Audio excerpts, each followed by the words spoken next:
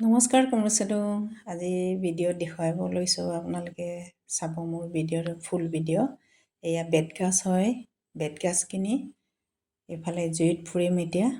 গোটেই মুঠা এক মুঠা আছিলে, গোটেইখিনি মই এতিয়া জুইত পুৰি দিছোঁ। আপোনালোকে খাইছেনে বাৰু এনেকৈ? এয়া ইমান টেষ্টি নহয়, এইটো নেচাৰেল পুৰা।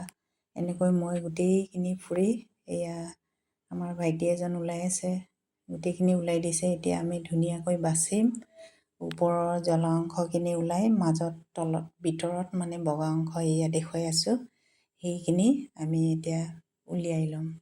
এনেকৈ আমি গোটেইখিনি বাছি ল'লোঁ। তাৰে আমি পিটিকা বনাম এতিয়া, চাই থাকিব।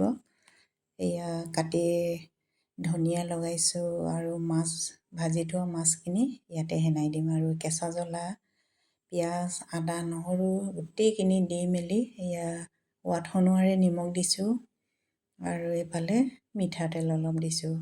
এনেকৈ আপুনি গৰমে গৰমে ভাতৰ লগতো খাব পাৰিব। আপুনি খাই চাব নিশ্চয়, খুব ভাল লাগে এনেকৈ খাই।